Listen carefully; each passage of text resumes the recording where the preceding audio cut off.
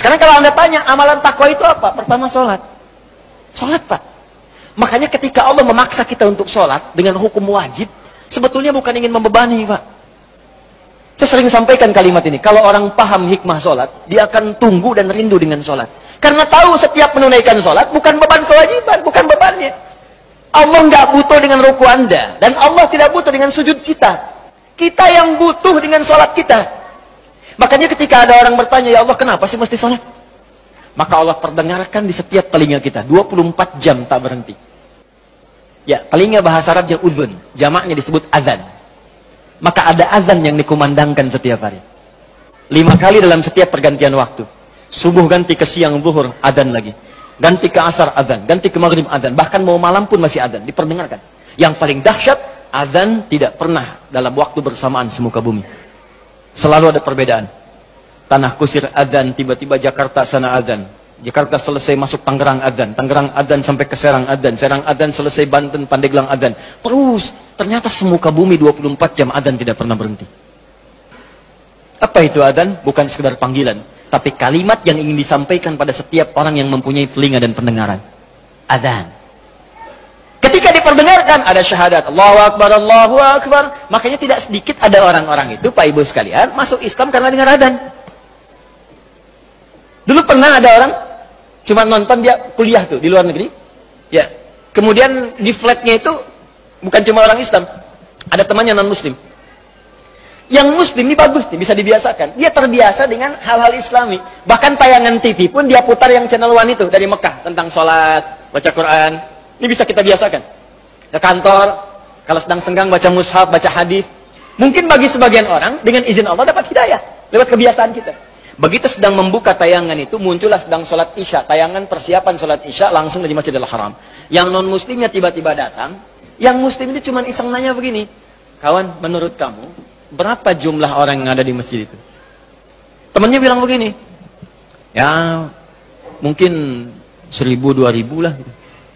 Ya. Apa jawab yang si muslim ini?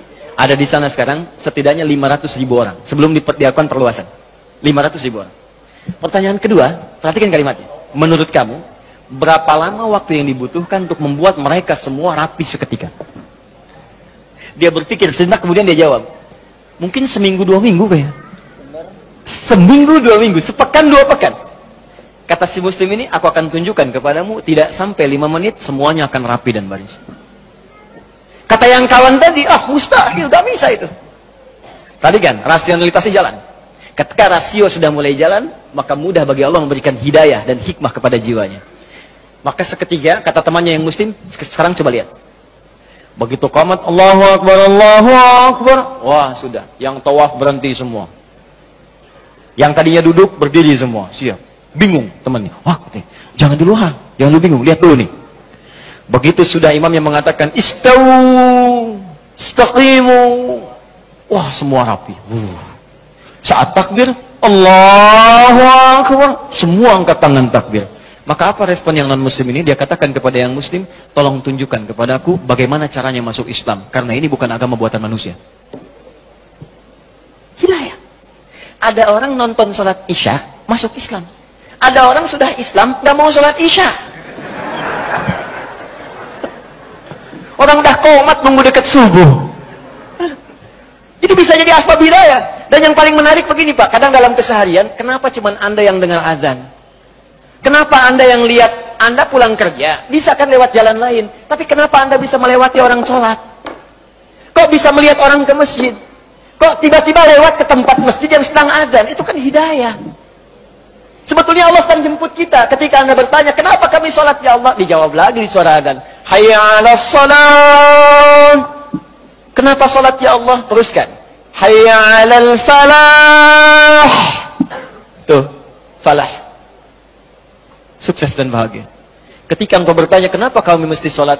Aku jawab, kata Allah, suara muadzin tuh. 24 jam aku perdengarkan padamu. Tanpa putus. Supaya kamu bahagia. Supaya kamu senang. Supaya kamu lancar. Supaya kamu gak punya masalah. 24 jam. Kalau sekali diingatkan, belum sadar, mungkin wajar. 24 jam diingatkan, gak sadar-sadar. Anda manusia bukan. 24 jam. Datang terus, kedengaran terus. Gak sadar juga. Perlu apa lagi? sekarang yang salah siapa? Jangan lagi Anda salahkan Allah, ya Allah, kenapa saya mesti begini? Why me ya Allah? Why not, kata Allah. Kamu saya kasih nggak diambil-ambil. Makanya kalau kita sadar, cara berpikirnya begini, sholat membuat kita bahagia, maka semua orang akan menunggu waktu sholat. Karena itu ketika Anda punya masalah, kalimat sholat itu ketika disebutkan di Quran, bersanding dengan solusi. Quran surah kedua ayat 45. Wasta'inu bis-sabri was. Kalau engkau punya masalah, kata Allah, maka minta kepadaku. Sabar terima masalahnya, karena semua orang punya masalah. Bukan Anda saja, kata orang, semua orang hidup punya masalah. Perhatikan Quran surah kedua ayat 155. Walanabluwannakum bisyai. Semua orang yang hidup, kata Allah, aku akan uji dengan persoalan. Diuji dengan masalah. Masalah ini aku turunkan, bukan ingin membuat hidupnya bermasalah. Perhatikan bahasa Qurannya. Tapi ingin meningkatkan kualitas hidupnya. Sebab kalau hidup nggak ada ujian, kualitasnya nggak meningkat. Anak SD itu masuk SMP, kalau sudah lewat ujian. Harus diuji, supaya kadar keilmuannya bisa diketahui layak untuk masuk SMP. Kalau nggak ada ujian, nggak ketahuan peningkatan ilmunya. SMP ke SMA ada ujian. Jadi kalau tahap yang sederhana saja ada ujian, apalagi hidup yang begitu kompleks, pasti ada ujian. Di cara berpikirnya jangan salah. Ketika sedang punya masalah, sesungguhnya Allah sedang akan meningkatkan kualitas hidup kita. Semakin tinggi ujian, artinya kita akan semakin meningkat dengan kuat. Karena orang besar itu nggak akan diuji dengan ujian kecil. La yukallifullahu nafsan illa. Jadi kalau Anda hadir sekarang di pengajian ini, sedang punya masalah berat rasanya, maka berbahagialah. Artinya, Anda akan diangkat setinggi-tingginya oleh Allah, karena ujian yang diturunkan, ujian yang disetarakan dengan kemampuan Anda. Itu poinnya. Nggak ada orang hidup nggak punya masalah. Apa dikira Ustadz gak punya masalah? Lebih banyak daripada jemaah. Tuh masalah antum tuh. Saya jawab juga. Di hidup bersanding dengan masalah. Persamaan terbaliknya, orang yang tidak ingin punya masalah artinya tidak ingin hidup. Siapa yang tidak ingin punya masalah? Angkat tangan. Selesai. Nah sekarang kata Allah, kalau sedang punya masalah, minta kepada saya solusinya supaya dipermudah. Lewat apa ya Allah? Wassalah, datang.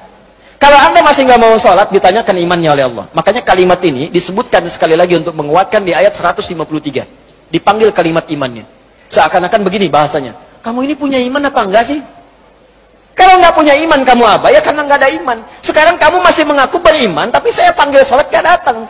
Karena itu di ayat 153, paling kanan sebelah bawah, itu kalimatnya berubah dengan disebutkan kata iman di depannya.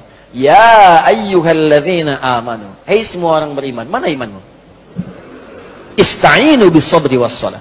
Kalau kalian punya masalah, kata Allah, sekali lagi datang. Lewat sholat minta kepadaku. Makanya kalimat ista'in dirubah menjadi kalimat permintaan, berubah jadi nasta'in. Saya tanya pada Anda, apakah kita mengucapkan kalimat nasta'in dalam setiap sholat? Berapa kali kita ucapkan dalam sehari? 17 kali. Iyyaka na'budu wa iyyaka nasta'in. Hadis qudsinya mengatakan, ketika seorang ibadah benar bacanya, membaca kalimat itu, benar salatnya, sampai di kalimat itu, maka jawaban hadis qudsinya, hadza baini wa baina 'abdi wa li 'abdi ma sa'al. Ini perjanjian antara aku dengan hambaku, maka apapun yang hambaku minta sampai di sini, aku akan kabulkan selama itu dia butuh.